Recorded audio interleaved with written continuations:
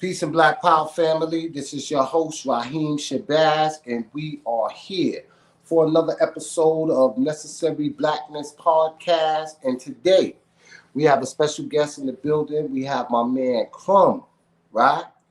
And the title of this episode is The Curse of Gospel. Now, I know when many of y'all hear that title, The Curse of Gospel, y'all thinking, this is blasphemy. They talking about Jesus Christ. Now, we're not talking about that fictitious character, because you know that Christ is a title. Y'all do know that, right? And you are all Christ when you crystallize into the image of yourself. What is self? Yourself is God. But that might be a little bit over y'all head. And it ain't about me dropping in science, man. That's why I got the brother right here. He gonna teach y'all about the curse of gospel. The title, brother, fascinating title. Definitely leaves a lot to the mind for one to wonder. Can you break that down? What the title is and what's the premise of our discussion today? Absolutely. I'll be happy to do that. But let me just first thank you for letting me on the platform. Shout out to Necessary Blackness. Shout out to all of the listening audience. Please, please, please, if this is your first time, hit that subscribe button, family. Right. This is my, I don't want to say Baba. I'm not that old. You're not that old. This is big brother. This is big homie. Okay, so, he kind of took me under the wing. He definitely took me under the wing here in Atlanta. I didn't really get out much. You really showed me a lot of love. So I want to give a shout out to him. Also, I just want to really throw this out there. Wingy Apparel, okay? So I am backing the brother. I am supporting him. He supports me. So I really appreciate that. Shout out to Necessary Blackness podcast. With that said, the curse of gospel music. When we're talking about gospel, I know we can, talk about the Bible stuff, but on Necessary Blackness, I want to keep it black. Mm-hmm. And when we're dealing with gospel music, we have to understand the mother of gospel music was old Negro spirituals. Absolutely. There's never been a genre of music that was named after a people other than Negro spirituals. Mm-hmm. So when we say gospel in terms of music, that's technically ours. Absolutely. We created Negro spirituals, which birthed gospel, which birthed jazz, which birthed rock and roll. Which birthed the blues. Blues, hip hop. This is all the children and grandchildren of Negro spirituals. However, her first child was gospel music. And we did gospel music very well. Absolutely. But we left gospel music for R&B. Now, I'm going to give a spoiler alert. R&B, because we're dealing with a religious thing, R&B was led by a religious group of people that we know as Jews. So the Jews... When you say led by them, they controlled it. They controlled it. I'm sorry, keep me honest. Yeah, they controlled it. Because they didn't do R&B. They didn't do R&B. They controlled it. Right. As they do today, controlling most of the music industry. Right, I'm with you. Now, today, they did throw out one of their own that we don't know. The most popular Jew who is trying to do our music is Drake. Drake's a Jew. Yeah. But nonetheless, I'm not even going to go with Drake. Let's go back to R&B. So R&B starts out what they call soul music. But we know R&B is short for rhythm and blues. And what the family may not know is gospel had two children. Negro spirituals had two children. The exact same time blues came out was the exact same time gospel came out was the exact same time blues comes out. And just like you have the church circuit, you had the Chitlin network.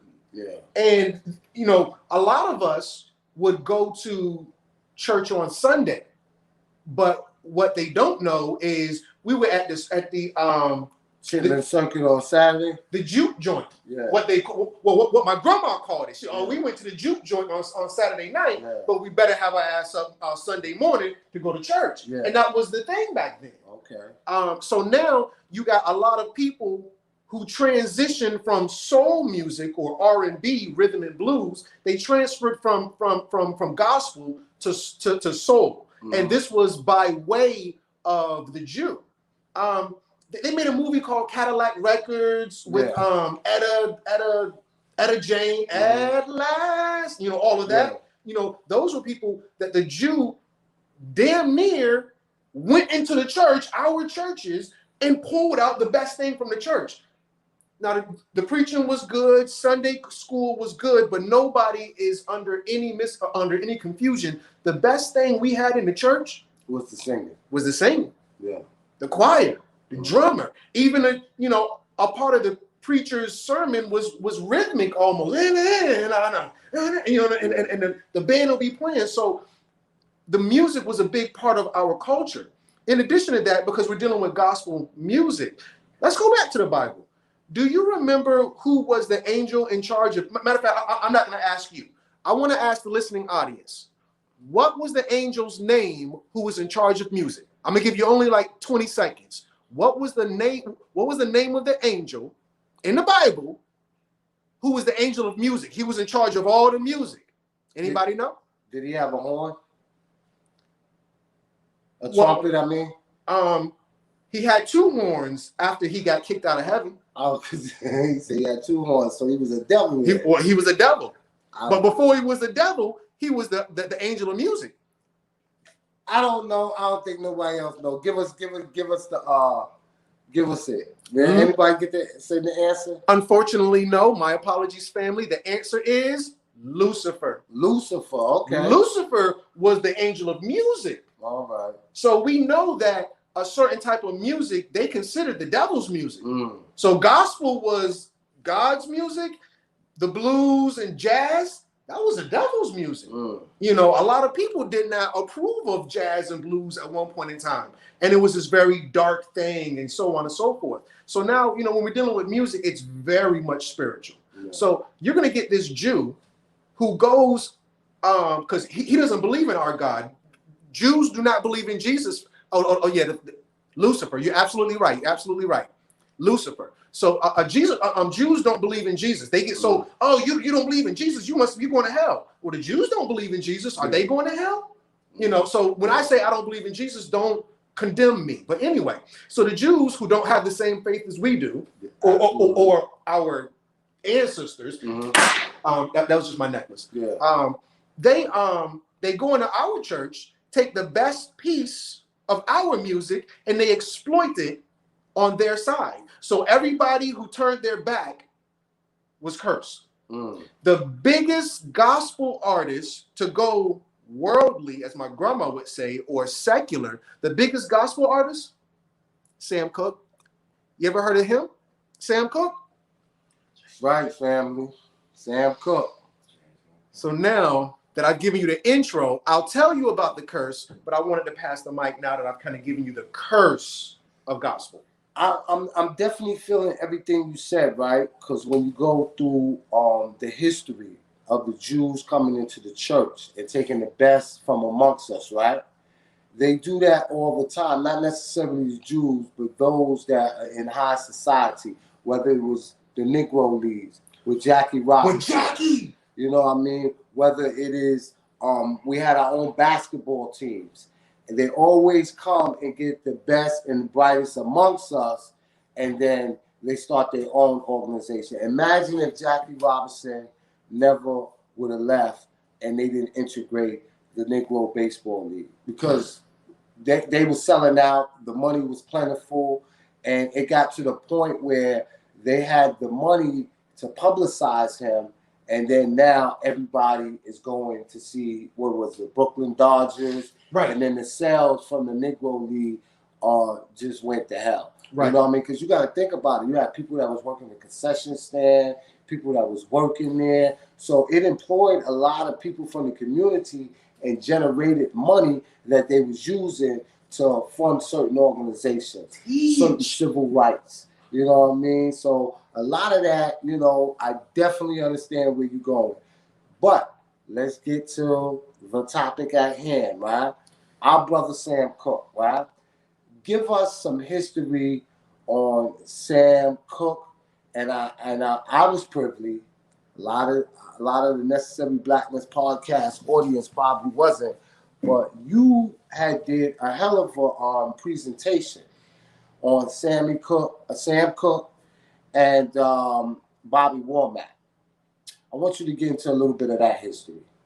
So Sam Cooke, for those who may have lived under a rock, I don't know. Mm-hmm. He was the one, I think one of his most famous songs was Born by the River. Mm-hmm. I was born by the, I can't sing. But with that said, he put Bobby Womack on.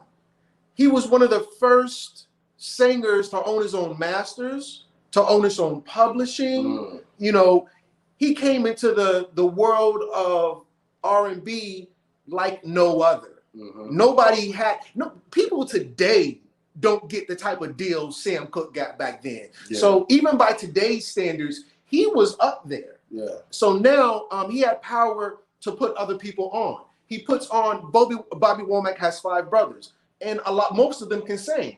It's on, you know, because it was the kind of the Jackson 5. It was before the Jackson 5. This is before the Jackson 5, Yeah. but that whole doo-wop thing where, you know, because right now there aren't really, I don't know, there might be. There aren't any more singing groups like. No, there's not. You know, we kind of stopped that. I remember the last big singing group I can remember was like New Edition. Yeah. You know. And then you had the LaVerse, the OJ. Okay. Oh, right.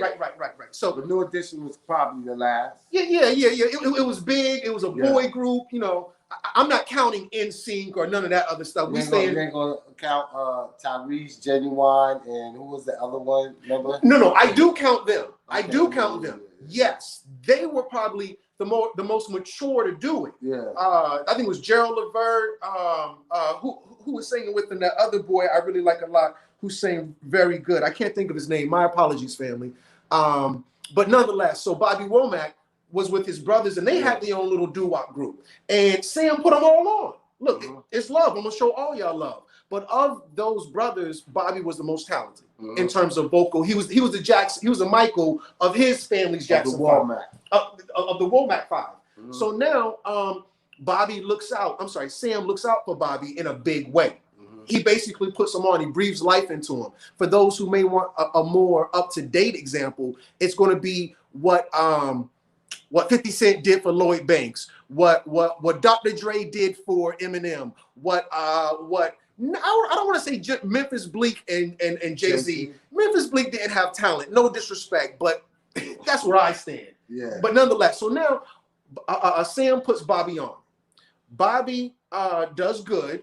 But here's the problem. The problem with that comes with Sam dies. Sam is doing too much during his life. The number one thing Sam is doing that's wrong, in my opinion. Sleeping with the white woman.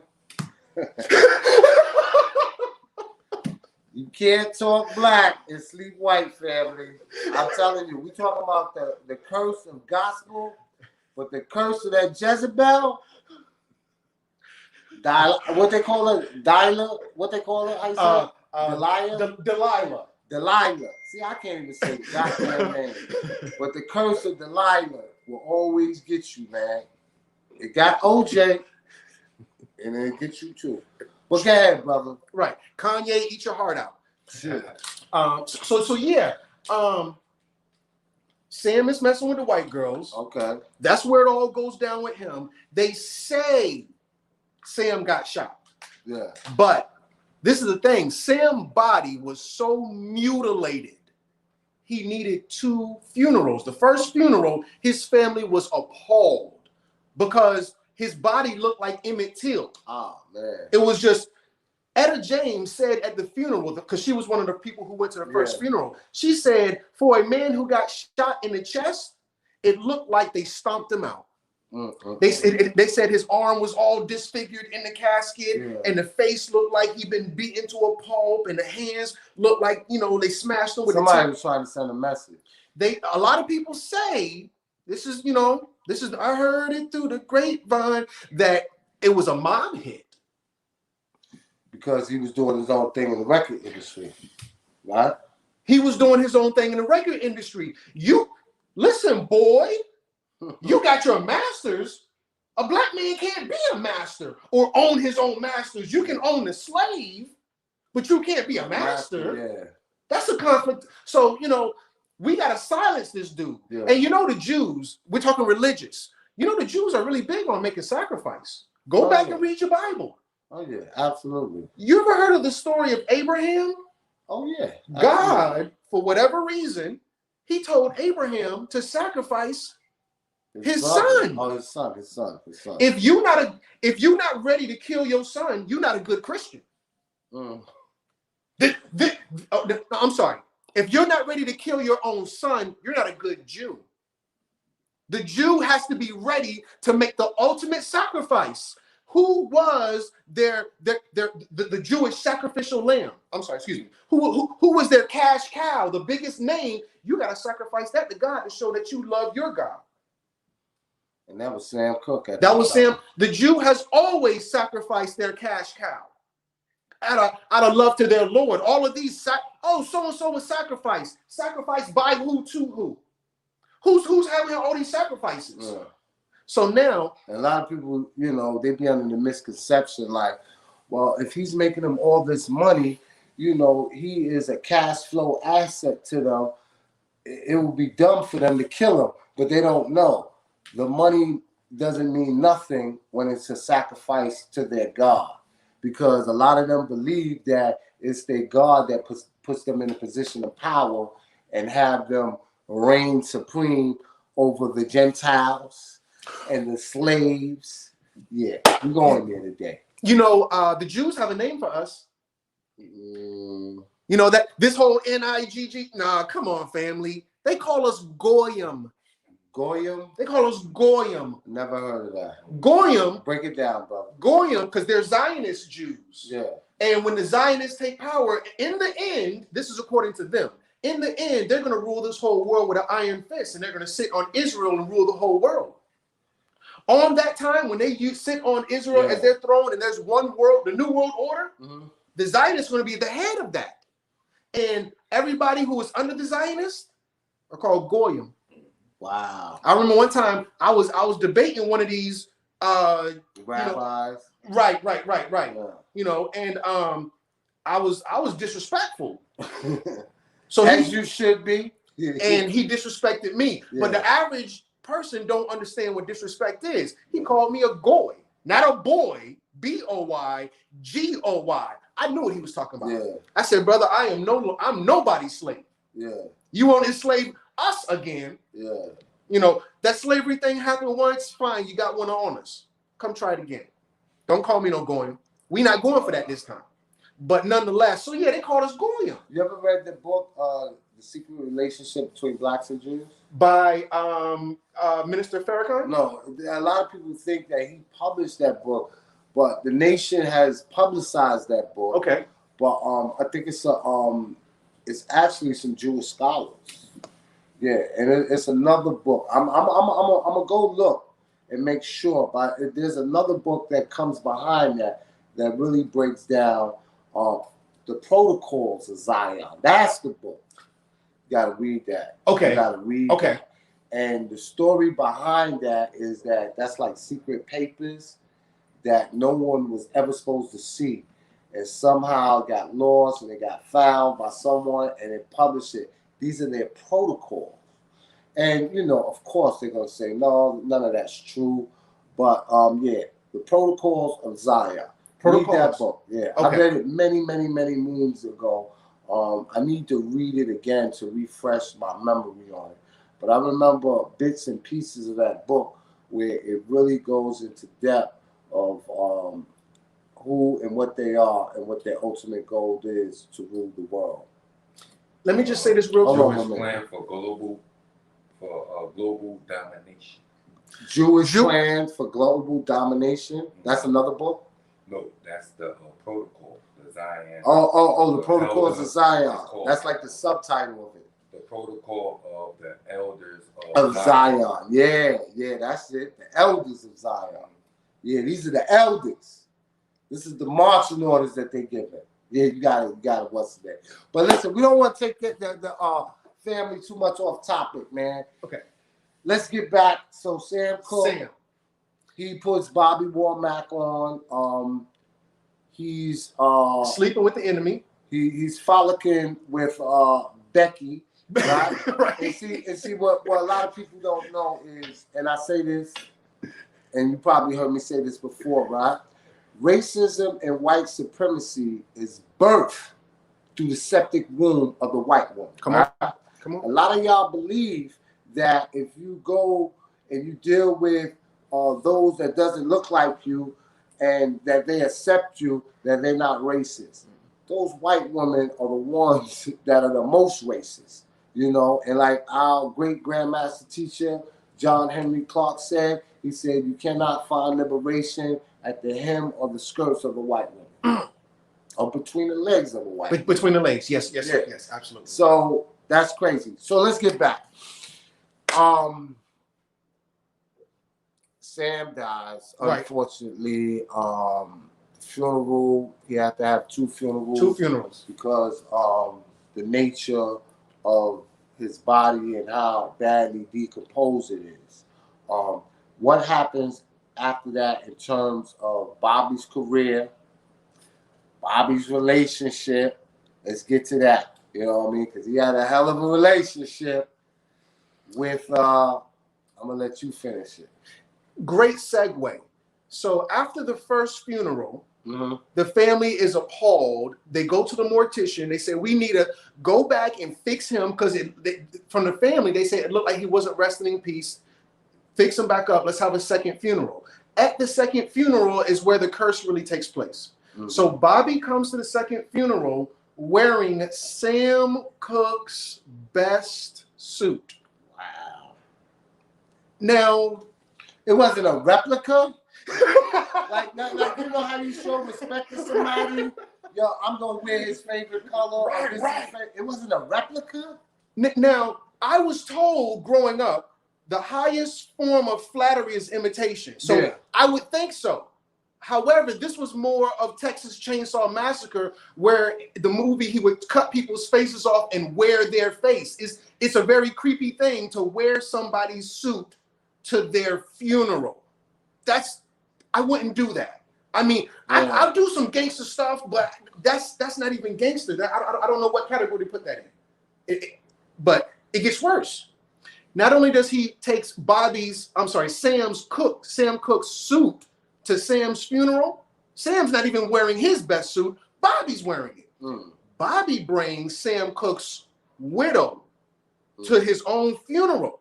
Nobody said anything, no biggie, but 3 months after this funeral, Bobby marries Sam's widow. Now, her name was Barbara? Her name was Barbara. Okay. Yes. Now, Barbara Cook. Barbara Cook is now known as Barbara Womack. Womack. She's a Womack now. It's a dirty world, man. It's a cold world. Bobby wrote about all of this in his autobiography. Just in case anybody's curious, it is in Bobby's autobiography. So, you know, you're going to have to actually check that out. Yeah. It's called Midnight Mover. It's worth a read, I would say, at very least. Midnight Mover? Midnight. In the midnight hours? Scandalous, man. I'm going to tell you some more stuff happened at midnight, but I'm going to get there in just a second. Very scandalous, though. Absolutely. Okay. So now he marries Bobby's wife. And before he did that, he told his mama, he said, I'm gonna marry Bobby, I'm gonna marry Sam's wife. And his mother, Bobby Womack's mother, said, don't do it. Yeah. His brothers, his whole family said, don't do it. Bobby did it anyway. His whole family turned their back on Bobby. Mama didn't mess with him no more. Bobby brothers didn't mess with him no more. Nobody the whole world turned their back on Bobby. Yeah. Bobby his own family? Not only his own family, Sam Cooke's family as well. Sam Cooke's family. Yeah. Now the world turned their back on Bobby. Bobby was supposed to be the next Sam Cooke. Bobby was talented. Yeah. He had a voice on him. So why did Womack not have that career? He killed his own career by making that move. Yeah. So now, yeah, you said 3 months. That's 90 days. 90 days. Now Bobby said 90 days is. I could probably tell you what shirt I had on in 90 days. I could probably tell you where I was at 90 days ago from today. Like, it's a short given time. And, you know, they say that when an individual transition, right? I think it's like a 72-hour time period before like their soul really like transitions. Like you still within that 72 hours, you still can feel that individual's spirit. So while his spirit was still here in this third dimension that we know and that we call Earth, he was wearing that man's suit. You know, I think you're going in the right direction, and I can raise you one. According to Hindu belief, according to Hindu belief, the soul doesn't leave this plane for 90 days. Go look it up. Go look it up. I didn't think about it till you said that. Yeah. You said 90 days, 90 days, 90 days, then you went to the soul. And I'm like, hold on, where have I heard that before? According to the Hindu belief, the soul doesn't leave this plane until after 90 days after death. So now... So you think he probably waited to 90 days and said, look, his soul is gone and Barbara is here. I think timing is divine. I think you made a great point. It was a divine timing. Yeah. And nevertheless, it was foul. I very say there are some, spirits that aren't good spirits. So hey, it was divine in a bad way. So Bobby marries this girl, ruins his whole career, and Sam's brother. They said he was Bobby said Sam's brother was the most upset person about this whole situation, and Sam's brother said, because he's from Chicago, don't come to Chicago. Guess what Bobby Womack did? He goes to Chicago. Sam Cooke brother beat the dog crap out of this dude. Wow. As he should. As he should. Yeah. Now, I'm going to give Bobby some props, just a little bit. Why? Because he went? Yeah. He probably thought he wasn't going to get caught, man. You know how big Chicago is? I'm saying, what he did? He went there for it. He did a show, or he just popped up on the scene like, I'm here. I want all the smoke. It wasn't like he pulled, like the young kids say today, he pulled up. Did he pull up? No, he didn't pull up. Yeah. They beat the dog shit out of him. So now, this is why I'm going to give Bobby his flowers. Because when Sam's brother got arrested for beating him, Bobby didn't press charges. Because he knew he was wrong. He knew he was wrong. Yeah, he knew he was wrong. So I can respect that. Yeah. He took his ass beating like a man and just moved on with his life. The story's over. Or so we thought. Yeah. This is, you know what, man? This is some Jerry Springer shit before Jerry Springer. Facts! Yeah. But, brother, this is the curse of gospel. Absolutely. So tell me why Bobby goes and have sex with Sam Cooke's 14-year-old daughter behind Barbara's back. Scandalous. Scandalous. So you can imagine, of course, Barbara Cooke, now Barbara Womack, eventually finds out. He finds him on top of her daughter. Having sex. Wow. This is in the Midnight Mover. Oh, that's what the title comes from? I'm not saying that's where it came from. These motherfuckers. Wow. Wow, okay. So now she goes and gets the gun. She says, get out of my house. Bobby hightails it out. Now, Bobby got a big ass head. Yeah. I'm going to be honest. So she shoots at Bobby and she grazes his scalp. And he almost dies. Yeah. They divorce. But he effed that little girl's mind up. Yeah. She went with Bobby. Wow. The 14-year-old girl left her mama and her daddy, who just died, and went with Bobby because she's lost. Her daddy just died. She's confused. She's upset with her mother. And then she breaks up with Bobby and married Bobby Womack's little brother. And they create an album, a song, because she can sing too. Womack and Womack was the album they put out. And I think they made a Beyonce type song called Dangerously in Love or Crazy in Love.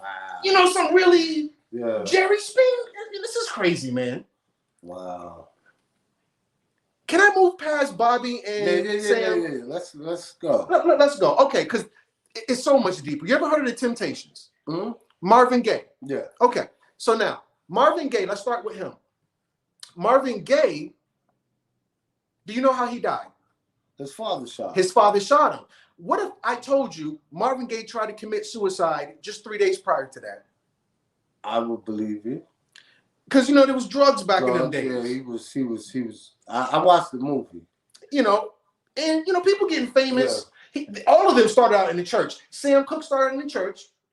Marvin Gaye. Marvin Gaye started out in the church. Bobby Womack. Bobby Womack in the church. All the Temptations in the church. Ray Charles. All of them. So they all turn their back on the church and go into secular music. Did you see the what was the movie Ray Charles? Did you see the movie Ray? Yeah, I seen it. They gave Ray Charles some shit about redoing gospel songs. Yeah. So they talked about it a little bit, in terms of him. Now you know what the Christians is gonna say, right? The Christians is gonna say that was God cursing them.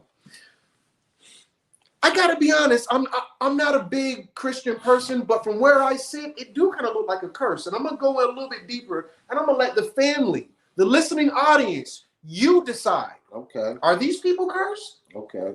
So now, let me move this over just a little. Yeah, bit there we of go. my frame. Okay. That's better. That's perfect. All right. So now Marvin Gaye, he tries to commit suicide, and it doesn't quite work because he's a little bit of a coward, whatever. And he buys his father a gun. His father never owned a gun. How did his father even get a gun? Marvin gave his daddy a gun. Why you would do that? Because him and his father have had a tenuous relationship, and they was always arguing.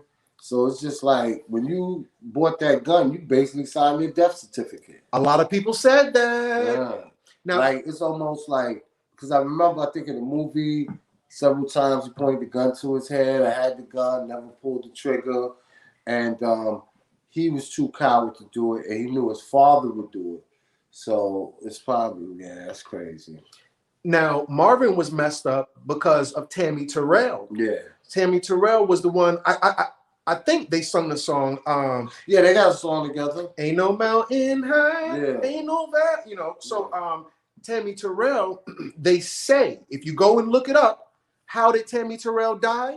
David Ruffin of the Temptations hit her in the head with a hammer. Yaka! Wow. After that, why he hit in there with a hammer? Because what was going on with David Ruffin? He was on drugs, right? David Ruffin was high as a giant. High as a giant. So listen, he hit in the head with a hammer. He didn't go to jail for it? Now, if you go and look it up, they're going to tell you she had previous issues with brain disorders and tumors and shit like that. So when she went to the hospital, they said, oh, it was because of pre-existing conditions. Nah, they was protecting their asset. You know what I mean? Because he was a hell of a singer. And wasn't he the lead singer? Come on. There's no group without the lead singer. Take the head, the body will fall. Teach. So they like, yo, listen, we need him. Look at her medical records. Oh, she had migraine headaches. That's what caused it. That's it. It's a wicked game out here, family. Go ahead, man. Finish the dialogue. So now, that's Marvin Gaye. Marvin Gaye's traumatized because he just saw what happened to Tammy Terrell. He says, I'll never do another duet album again for the rest of my life. And due to pressure, he did it again, but he only did one more. Yeah.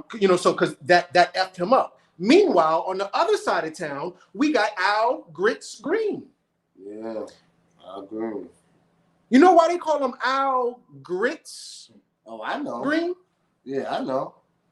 Because I don't know if it was his wife, but whoever he was with threw grits in his face, right? Right. Cheating. Right. Well, the girl asked him to marry her. She gets down on one knee and says, hey, will you marry me? And in a very mean way, he's like, fuck out of here. I told you from the beginning, you got good head or, whatever. Yeah. He was very hurtful about it. Yeah. So he just kind of whatever, goes take a shower. So her heart is broken. Hell have no fury. Like a woman scorned. Y'all keep playing. Man. Keep playing. Okay. The bathroom. On the right hand side. So now, he goes take a bath. Yeah. She goes and puts some hot grits on the stove. Throws it, douses him. I think it's on the back. That's why we never saw it on his face. Yeah. But if you look at Al Green's back, it's all tore up. douses him on the back with hot grits while he's butt bald naked and wet. Yeah. And then she runs to the room. Here's where the story gets murky. The curse of gospel. Mm-hmm. Al, it said he got a gun because he was upset. And he shot her in the face. Wow. She's dead. Dead men tell no tales. Yeah. He's the only person to tell the story. Yeah. And she assaulted him. He calls the cops and tells them, hey, she shot herself. He's the cash cow, just like your boy. Yeah. David Ruffin. Yeah. So now, guess who don't go to jail? Al Green. But now Al Green is so devastated from the situation, he goes gospel. He turned his back on gospel. He goes over to secular music. When that girl doused him and he shot her in the head, black up. He does like maybe 10 years worth of gospel albums. Yeah. And then comes back into secular music again. Oh, wow. He's not even the only one. We've been up here 36 minutes. Let me just go into a couple more. I don't want to hold you too long. Nah, go ahead, man. I see a lot of comments.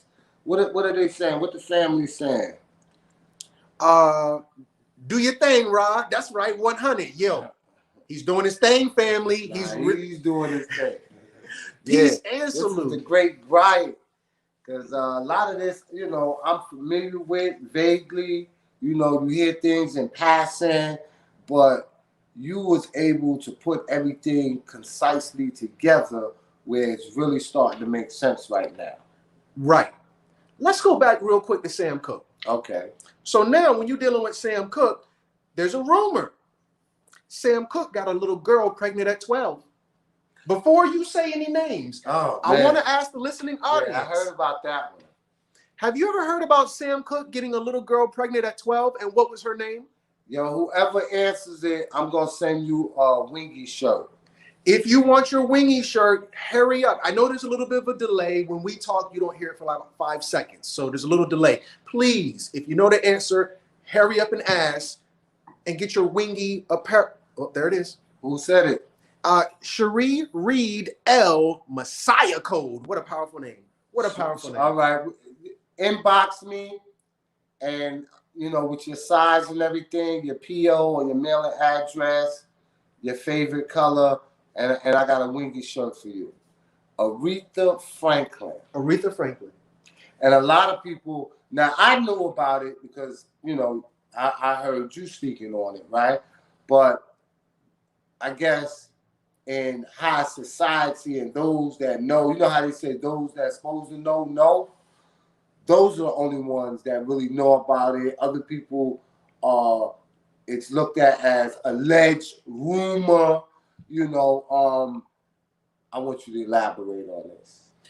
100% rumor, family. 100. Here's the reality. Aretha Franklin had a baby at 12. Mm-hmm. I know that. That's a fact. That's a fact. So now, some people said it was her father. Some people say it was her father. I'm going to tell you who the some people are. The record company? Ray Charles. Oh, Ray Charles is the one that said that? Ray Charles was the one that said Aretha Franklin's father got her pregnant. So you say, Brother Crumb, why would Ray Charles say that? Because he don't want to be the one accused of it. Well, what was her father's day job? What did he do for work? He was a preacher, right? He was a preacher. Yeah. Because this is the curse of gospel. So now I just want to read my little thing just to make sure I don't misquote anything and anybody try to get on my head. I don't want to be wrong. Aretha Franklin. Let me see what Ray Charles said about her. Ray Charles once dubbed Aretha Franklin's father's church as a sex circus. Wow. Her father ran a notorious, everybody knew about this, orgy church. Aretha Franklin being pregnant at 12 was no shock to nobody. And they from Detroit, right? The church? Detroit's Black Bottom, huh? Got to be more careful. Got to be more careful. So now she's pregnant at 12. She's pregnant at 14. Everybody's saying it's Sam Cooke, but other people are saying it's her father because he's a pervert, sex church, orgy circus. you know, I can imagine what was going on in that church that Aretha Franklin came out of it, getting pregnant at 12. But, you know, that was a part of her curse Yeah. because she went on to have a wonderful career, but she was a drunkard. Mm-hmm. She was a horrible, sloppy drunkard, but she could sing like an angel. You know, I got uncles in my family who ain't worth shit, but they can. I tell you what, when they sing, it sound like Lucifer himself. Beautiful voice, and that's what we He had. said Lucifer or Luther. He said Lucifer. Lucifer himself, the angel of music. Angel of music. When they say sing like an angel, what angel? The angel of music, Lucifer himself. So you mean to tell me when they saying you have an angelic voice, they talking about that angel of death? Not every angel was good, Okay. thus say the Lord. Okay. But we can talk about that another day. All right. Yo, let me refresh the room for those that are just joining us. My name is Raheem Shabazz. You tune into Necessary Blackness podcast, and I'm sitting here, man, with the good brother, Crumb. Y'all may know him from Crumb TV. He's always on there, highlighting what a lot of people know on the surface level, and he really goes deep into it and brings it into perspective where we all can understand it. And that's not even the good part. The good part is that he comes with receipts. You know what I mean? He has a whole PowerPoint for everything that he discussed. And a lot of his videos, he definitely uses PowerPoint. So you don't take it on face value. You go, you do your own research, and you draw it up into how you see it and how it relates to your worldview. With that said, right, let's continue. You said there was a couple of more individuals, right? Right. But let me just talk about Aretha's father real quick. Okay, yeah. We ain't finished with him. And if I'm not mistaken, he's still presently alive, right? Correct. And also, I wanted to ask you, because, you know, I know we're birds of a feather. Did you ever notice growing up there was a strong similarity between preachers and pimps? Oh, absolutely. Bishop Don Juan. Oh, Bishop Don Juan. There's a couple of them. Reverend Ike. You know, he used to, I don't know if he was a pimp, but he used to talk like a pimp. You know what I mean? He was saying, you want to give your money to God? Okay, throw your money up in the air. Everything that God takes is for him, and whatever form is for me. Yeah, so you had individuals like that. Daddy Grace? Sweet Daddy Grace. Sweet Daddy Grace. How you gonna be a preacher and your name is Sweet Daddy Grace? Yeah. So yeah, there always been similarity, man. You know what I mean? And you know the pimp got the gift of gab. So with the preaching, that's a bad combination because you got people that sincerely are vulnerable and they looking for this. They got the Messiah complex. They're looking for someone to come and save them. And here come Sweet Daddy Grace, Reverend what was his name? What I said? Reverend Ike. And what's Aretha Franklin's father's name? Pastor Franklin or something like that. But yeah, man, same thing. The pimping in the pulpit. Pimping in the pulpit. Yeah, that's gonna be the next title. Pimping in the pulpit, man. But yeah, man, it's sad though, man. You know what I mean? And it's good that we talk about these things because people have to be aware. You know what I mean? And this happened then, but this is no different than what's going on now in a lot of these churches. No difference. And a lot of times, it ain't just the females. A lot of males are being taken advantage of. People talk about the Catholic Church and these Catholic preachers, but right in the Black church, that's something that happened in the past and continues to happen. Some people are saying something exactly. It said Franklin. All right. Yeah. Oh, Teddy Pendergrass, did he start in gospel? Yeah, Teddy. Oh man, you know the history with him, right? I don't know the history with him. Man, they said, this is what they said. They said Teddy got caught in the car with a transvestite. Yeah, when he got into the car accident that made him wheelchair bound. Man, you know Teddy, man. Teddy had that smooth voice. The woman loved him. You know, according to woman's standard, he was considered very good looking. Man, I don't think I was around or born during that time, but from what I hear, I remember the elders was telling me, they said, man, they was flinging his records out the window. They said, yeah. Rumors was he didn't know, and I guess he must have reached over and said, oh shit, crashed. I don't know. I done heard so many stories. Some people said he knew, you know what I mean? But now that someone said Teddy and that he started in the church, boy, The curse of gospel. the curse of gospel is mean, man. Wow, I'm glad I can't sing. I'm glad I can't sing. I ain't never really been in the church like that, but man. Now, I grew up in can't church. sing. Yeah. And Did you sing? no, I didn't. Lucky. And I'm gonna tell you why I'm lucky. Fucking with you. Why they wanted you in the choir? Because Yo, and you know another thing? come on. I'm not gonna really get into it. No, I want y'all to Google it. okay. The Boys Choir of Harlem. Man, the Boys Choir, he know about it. The Boys Choir of Harlem. Yo, they sing for all type of high elected officials. They go all around the country, Africa, for the presidents and all of that. And a lot of them came out of Lincoln Projects, a lot of, from Harlem and surrounding area. And man, Didn't they get sued in the big thing? Huh? Then they get sued and all Yeah, that? they got sued. Yeah, they was molesting a lot of them young men in there, man. You know, brother, The curse of gospel is real, brother. even though I'm ashamed that I did not know that, even because I'm a country mouse. You a city mouse, I'm a country mouse. Yeah. You know, I gotta be a mouse though. Okay.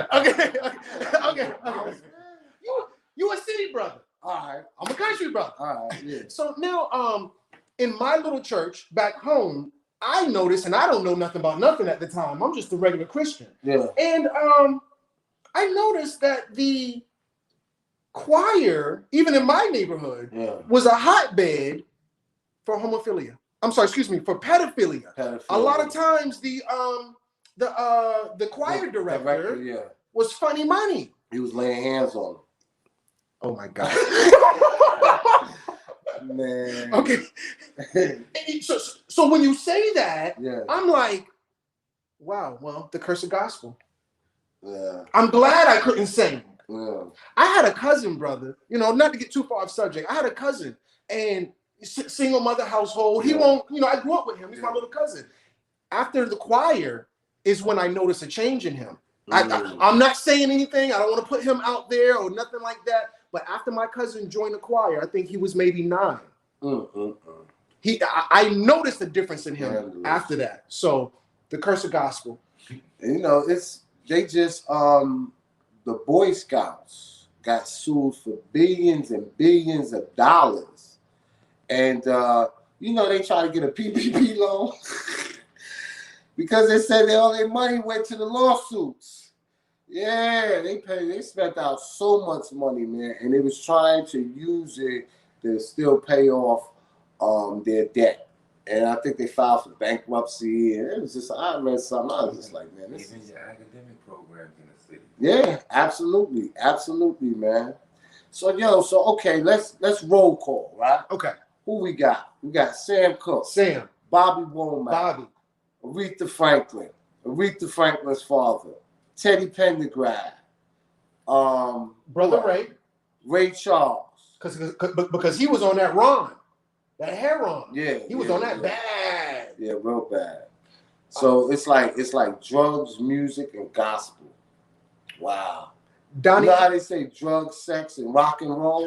Ooh. Now it's drugs, sex, and gospel. Damn, Gina. Okay. Okay. I'm just listen, you're laying the groundwork and everything that you're saying is just like clicking to me.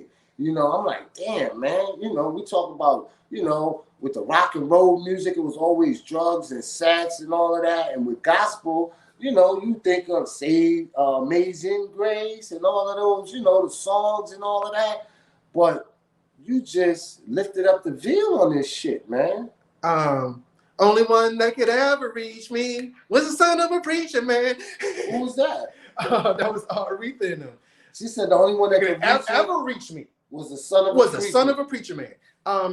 Here's another one for you. Here's another one. What was the other one I was about to mention another one for you of a church one where they made light of the church situation. I'm gonna tell you who it was in just a second. I can't remember. My apologies. But yeah. And you know another thing, right? You know how, you know, the saying is that there's no good black man, and a lot of women, you know, and I talk to a lot of women, and you know, my thing is like, where you going looking for them at? You know what I mean? That's probably why you ain't finding them.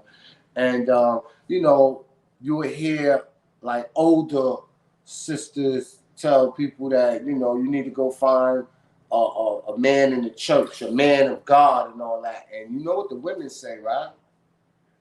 We can't find them in there. Because the ones that are in there, you teaching. You know, they funny money. They moist. Yo, and let's be real, that's what they say. Not all of them now. No, right. No, yeah, now, absolutely. Don't crucify me. Let me say this, right? Because I'm going to say the truth regardless to who it offends, right? But I don't ever want you to think when I make statements like that, I'm making it inclusive of everybody. Because you know goddamn well everybody ain't like that. Right. You know what I mean? But they saying the majority are. That's a problem. You know what I mean? Not a problem. I don't want to say it's a problem, you know what I mean? Because you're free to do what you want. But the sisters, they look at it as a problem because they're saying they can't even find a good man in the church. Right. You know what I mean? And, you know, they said the choir's off limits. Because they over there, they're on a different time. You know what I mean? Yeah, they're on a different time. Now, there was a famous R&B singer. Yeah. Started in the church. R. Kelly. Man. You add him to the list, man. I didn't even think about that because we dealing with, you know, back in the days. But damn, imagine if we went through contemporary time, right? The here and the now. There was another one who died tragically, and called herself the preacher's wife. The preacher's wife? Who called themselves the preacher's wife and then died high as a giant? Oh, you ain't gonna tell me that. Whitney Houston. Whitney Houston. The preacher's wife. That was the movie. But the soundtrack too. That was the soundtrack. Damn. I didn't even think about that. Some of these rappers, that's preachers. Run DMC. Yeah. That's a lot of them. Mace. Yeah, Run DMC. A lot of them are straddling, but you know, my grandma used to say, you know, Mace is on Clubhouse now, right? Really? Yeah, he's on Clubhouse and be on there preaching and all that. I was going to jump in the room and I was like, what the hell is he here talking about, man? And yeah, Mace is gathering up the flock, brother. They was, man, listen. I heard him preach out here in Atlanta when he had his own church. Yeah. You know, because listen, everybody know, you know, I am that I am. You know what I mean? Ain't nothing gonna change me. I will go. You know what I mean? I actually went with this sister. You know what I mean? She would always ask me to come with her to church, and I think probably the 20th time I said, all right, what the hell, I'm going to go. You know what I mean? And yeah, Mace was there, and, you know, he gave a good sermon, you know, if that's what you're into and things like that. But the only weird part of it was at the end, the way, you know, when everybody's walking out, I think we was like in the parking lot, and the way people crowded around him, it was just like, I'm like, y'all want him to be a celebrity, Mace, or y'all want him to be your pastor? You know what I mean? Like, y'all straddling the fence, you know what I mean? But didn't Kanye do that? Yeah, Kanye too. Yeah. And he's going through his little situation with his divorce. The curse of gospel. Mental illness, and, you know. Say that again? His mother passed away after. Made Jesus walk? Wow. Wow, I didn't even think Kanye about that. mom passed away after he made Jesus walk. The curse of gospel. Led from the lipo. The surgery. Yeah. Damn. And yeah, you Oh, know, if we was to really sit here and think about everything, we would be here a whole day with just different names. That's crazy. That's a lot of We them. were just supposed to be talking about Sam Cooke and Bobby Womack, and I'm sure they laughed because I said moist. Yo, listen, that ain't a derogatory term, man. You know, I'd rather say that than some other things. Right. But that's crazy, man. For real. What's up? You think owning your masters and making something like Jesus walk them Jews took his mother out? Probably. I'll end on this note. One more person, just one more, because I think this was one that really touched my heart. Billie Holiday. Oh yeah. Now, and then what about I just watched it too. Ma Rainey, what's the other one? That's the singer. It's on Netflix. I saw the advertisement. I didn't watch it. She's a singer. Yeah. You gotta watch that. Okay. One. It's on Netflix. Yeah, man. The only thing I loved about her, boy, the way she used to talk to them white folks. I don't know about that. You said what now? No, he was asking me something. Okay. Yeah, but yeah, that one. So Billie Holiday, yeah. You know, and I want to say this, right? Be very careful of those that make movies about our iconic figures, right? With Billie Holiday, right? They made it seem that she was in a homosexual relationship, with another individual. They had a husband. I think she was going on 3 different marriages, and he snapped her. And the same thing with the Madam C.J. Walker movie. Right. Had, the individual. It's always a brutal black man putting his hands on. And let me say something, right? That's a reality that does happen in life, but nowhere is that found in their story. You know what I mean? Go back and read different books and autobiographies on them. And I'm just like, where the homosexual stuff come from? You know what I mean? Like, nobody knew about that. You know what I mean? But they always, and it seems like that's becoming a common theme that they're injecting that into a lot of our iconic figures, and black people are not homophobic. You know what I mean? One of the best writer I think ever was gay. You know what I mean? And he was James Baldwin. You know what I mean? And I'll read any of his books to this day. You know what I mean? We never cared about that. You know what I mean? Black society never cared about that. It wasn't a hidden secret. Right. You know what I mean? So but if that's what they did, that's what they did. You don't have to, make them like, it's almost like the agenda is for us to accept them. You know what I mean? If we could accept Billie Holiday and she lived this alternative lifestyle, maybe you accept us. And that is you don't have to change the narrative of our history. You know what I mean? Bad enough we're trying to tell a story. But it just goes back to the hidden agenda and Hollywood telling our stories. So that's why it's very important that we do tell our own stories. So that's why, man, as a documentary filmmaker, I think it's very important that we begin to tell our story and do it in a way that does it justice. Because right now, man, they are really changing the narrative. What's going on, Black man? I'm actually going to change it up real quick, but y'all don't know. We got a studio audience in here. We got about 50 people here now. My man is here, but what's up? I want to ask, let's real quick, the snitching thing. Since when did it become? It wasn't a thing. Listen to me, right? If we go back into the days, gangsters work with the police. They snitched on their rivals. They did this. They did that. I would never condone snitching. You understand? I don't know about gangsters working with the police as far as snitching. I know they worked with the police because they was paying them off. Organizations, but they told on their rivals. They gave. Yeah, and you know what too? I know a situation, right, that happened where an individual let it be known amongst his lieutenants and people that was around him, like, yeah, I'm the one to call the cops on them. You know what I mean? And the craziest shit was, it was only one person out of that organization was like, yo, that nigga's a snitch. If you could do something like that, you a snitch. And the other individuals didn't feel that, you know what I mean? But my whole thing, if we look back at all these guys idolized, these gangsters, all of them were snitches. Every last one of them. Down the fat cat told on his mother. Frank White. I'm sorry, Frank Lucas. Excuse me.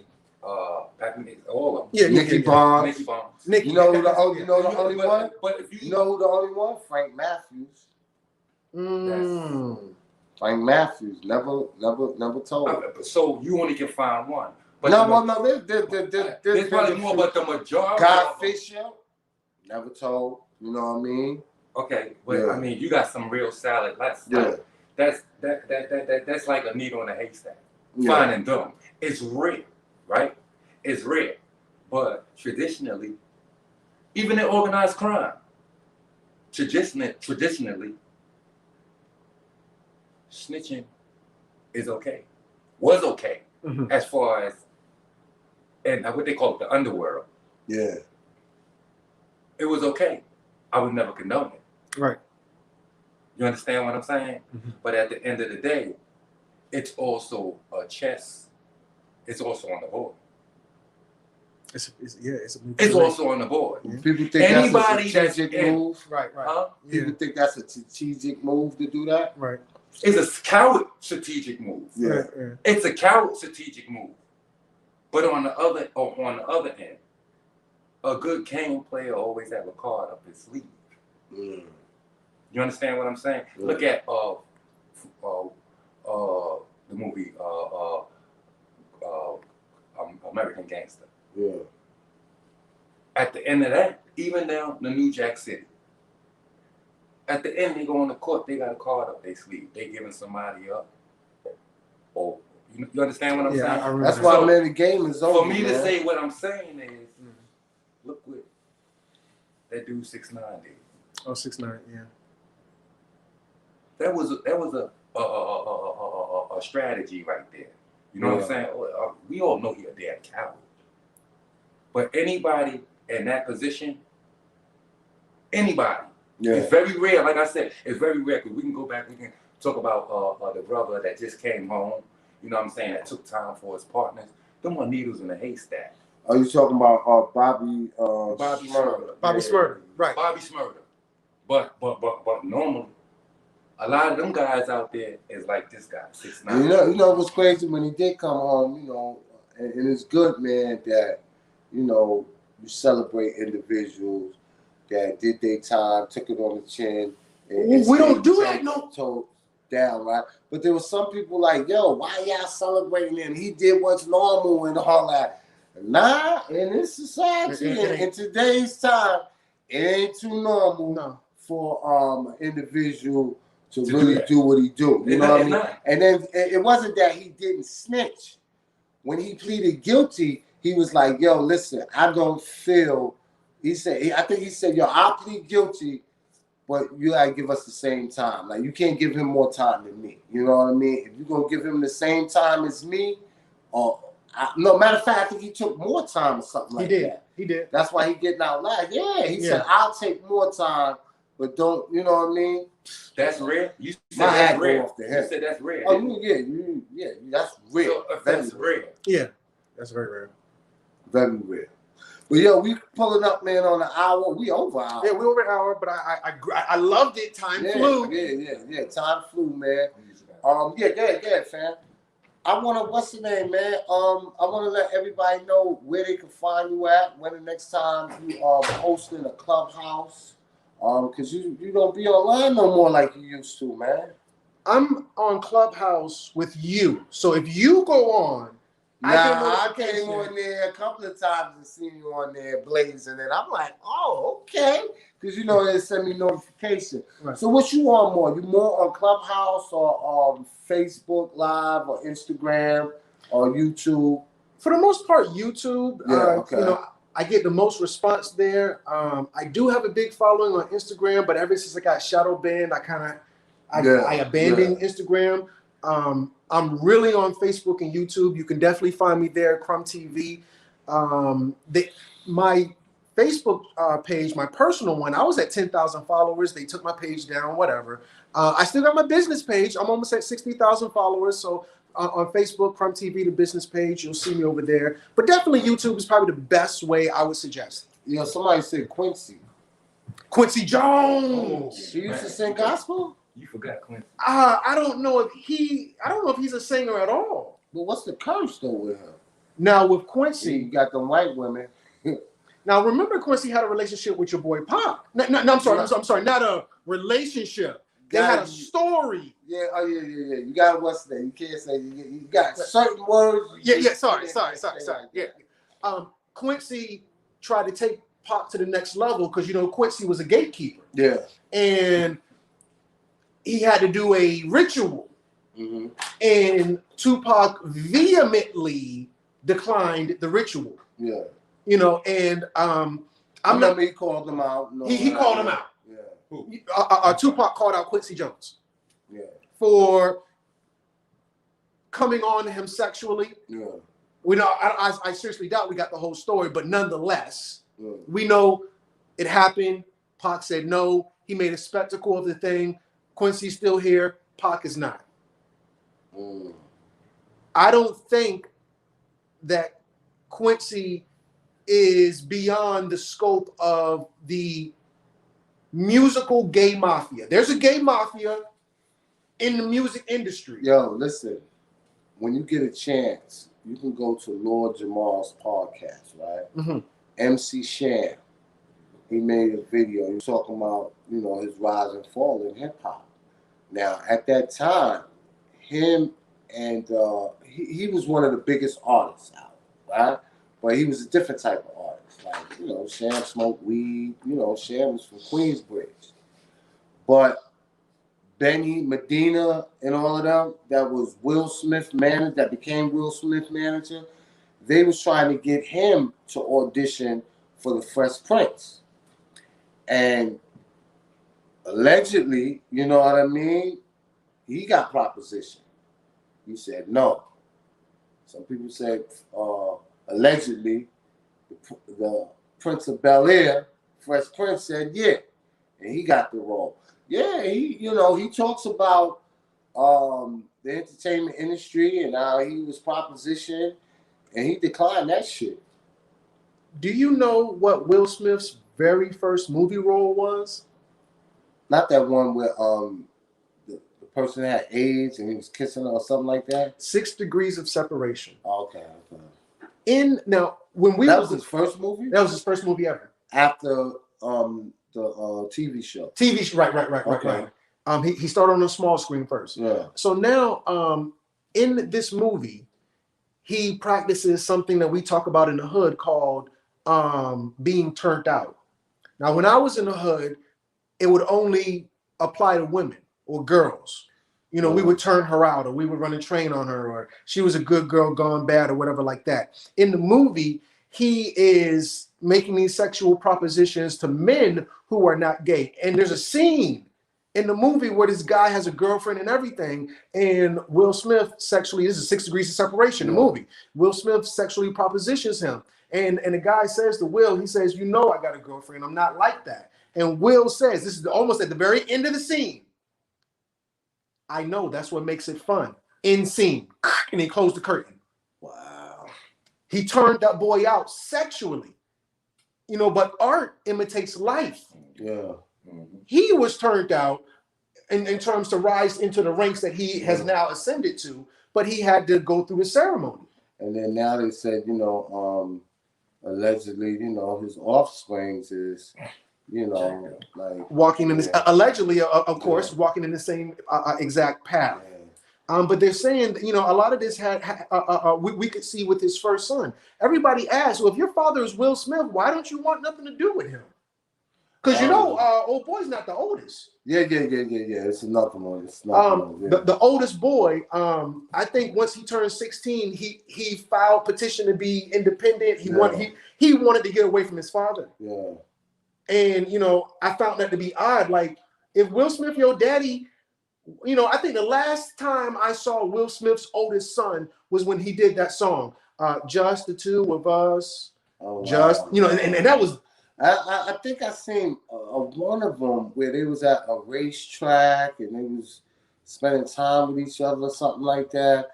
I don't know if they're estranged from each other, but I know that the younger children are more prevalent in his life than the older ones. So we hear a lot about Willow. Yeah. We hear a lot about Jaden. Yeah. Most of us can say I know who Willow is. I know who Jaden is. And you'd be like, what about the oldest son? Will Smith has an older son? Yeah. Yeah, so a lot of people don't know. Well, it's crazy, man. I try, you know what I mean, not to get caught up in the public consumption of celebrities and their lives. But being that the society that we living in is just like, you can't go through your Facebook feed or Instagram without coming across something salacious or something crazy that's going on with them. And then I know that a lot of what's happening with celebrities, being that we live in a society that deals with smoke screen mirrors, many of them want to emulate this type of behavior. So you definitely have to know about it. And when you out here and you're teaching these young brothers or these young sisters, you know what to expect when you teach them, to tell them what not to do, what path not to follow, and how to be independent thinkers. So that's how, I be knowing little bits and pieces of stuff. And like, I knew a lot what you were saying today, but just like the pieces, and you was definitely putting it together, man, where all of us was able to understand. So make sure y'all follow Crumb on Crumb TV. Make sure y'all follow me, Raheem Shabazz. I'm going to put this up on YouTube. It's going to be on the Necessary Blackness podcast channel for those that are on Facebook. Make sure you share this. Make sure you smash that like button. Make sure you follow me on Instagram. And also make sure that you follow me on Clubhouse. I'm going to start doing some Clubhouse. I'm gonna start coming on and promoting that. I've been promoting your Clubhouse when I come on, so I'm gonna continue on. Yeah, I'm gonna do that. But you have to be careful though when you're on Clubhouse. You do know that, right? Why? Yo, you scared me. No, I didn't scare you. That white man scared you. Yo, listen, we was in there going crazy, dropping hot fire. We had a who's who in the Clubhouse, right? And then the brother Fuquan was speaking. I said, whoa, Fuquan. I said, I don't mean to interrupt you, but we got guests in the building. I was like, excuse me, sir, may I help you? Right. And then he was like, they said that there was spotty audio, so I was just checking. And I was like, nah, we good on this side. And I was like, well, what made you click on this room? I said, the title is You Can't Talk Black and Sleep White. And this is like a really a room where we empowering Black people. I'm just curious. He was like, no, I was just going through several different rooms, but we screenshotted his name. It was Andrew something. Then we looked at his bio, it said co-founder of Clubhouse. But then when we did further research, this nigga's a fraud. He ain't even a co-founder. Like, nigga, how you a co-founder and you got like 30, 40 followers? That's it. You know what I mean? But what they do is they go in rooms and you have to be in a room and then you can report it. And then what they do, they report in and they flag in rooms. So what you got to do, right? Because it ain't, listen, I know a lot of people, they want thousands of people in their room, right? What you got to do is make a private room and just invite people. Invite and have them have memberships in your private rooms. so it's not open to the public. So that's something I'm gonna do because, you know, you can't just be on there and just having an open dialogue and conversations about strategic things that we need to do or that you're currently doing. And I see that from time and time again. You know, you can't do it. You just can't do it. You know what I mean? This is an open forum. You know, even with Facebook, at least you got private groups. You know what I mean? We got a couple of private groups I'm a part of, where you can probably say some things that you wouldn't necessarily say on an open forum. You know what I mean? But I'm just giving that to the family. But for me, you know, it don't even matter. I'm gonna say what it is. You kept it gangster. Yeah. I was like, yo, hold up, homeboy, what are you doing? This is a black room. We talking about black empowerment. No disrespect. And he was like, oh, you know, okay, no problem. And he left. But you know what was crazy? Yo, when that happened, he bounced. I'm texting him like, yo, where you at? Come back. He ain't never come back in the room. It was the equivalent of Mark Zuckerberg coming on a live in Facebook. Bruh, I was like, yo, because it said co-founder Clubhouse. Yo, and then you know what? I couldn't get in contact with him for 3 days. Man, I'm like, yo, I hope you didn't think I set him up or something. Like, yo, what's up with Crumb? Word. I was telling my homegirl, she was like, do you think he got mad because I kept asking him questions? I was like, nah, he don't care nothing about that. That white man. I said, yo. Yo, my other homegirl bounced. It was like, Raheem, you know I don't do the white man. Yo. She was like, yo, when he we was going hard. Yeah, we was going hard. I gotta try to stereo though. Huh? Stereo. Oh, that's a new joint? It's not new at that. I know we was. You talking about single? No, single? stereo. It's called Stereo. It's similar to Clubhouse. Very similar. Yeah. I think you don't like it. It's the brothers on it? It's more like radio. Yeah. Brothers on it? Well, you know, the Hebrew Israelites, you know. Oh, yeah. See, that's what I'm talking about, man. We need to make a mass exodus, right? Over there to, what is it? Stereo, man. You know what I mean? Crumb because, yo, listen. Yo, we big them up. You know, their valuation is at $1 billion. Stop it. Yeah. Who's that? Clubhouse. Because of black people, man. See? Within a limit of no time, man. Yeah. So we should do that, man, for them brothers at Stereo. I'm going to check it out, you know, because I'm not going to say I'm going to join it. I get over there, and every 2 seconds the call drop. Where is that energy at when it's come time to build ours? Man, listen, where is that energy? We just got, like, what it is the main thing is to get it out there and let people know. Like, I didn't know. You know I have to put Gorilla Glue on my hand. I can get that in the Oh, yeah. You know what I'm talking about? Yeah, that's crazy.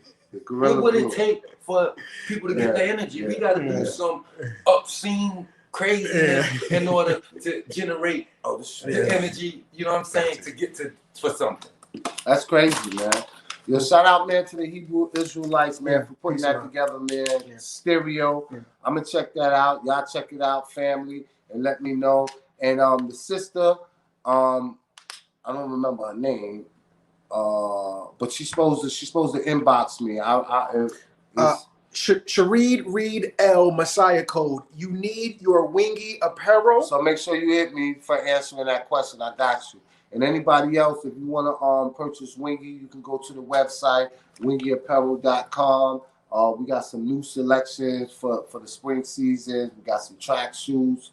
We got some new hats, new t-shirts. We got some lady form-fitting t-shirts. We're doing sublimation now. We're doing inkjet printing. We're doing vinyl. So that's 3 different styles you can get it in. And we got a whole lot of other stuff. I'm gonna make an announcement as we roll it out. Also, Elementary Genocide 1, Elementary Genocide 2, Elementary Genocide 3. Go to the website elementarygenocide.com. Also, if you go to the website, we have the link. If you want to stream it, you can go on there and stream it as well. That's about it, man. You want to say anything in your last closing words?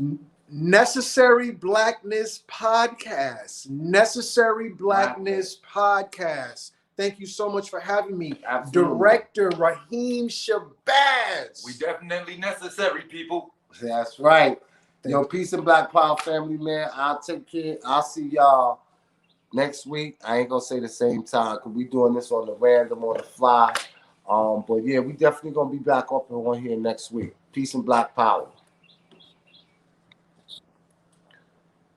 Boom.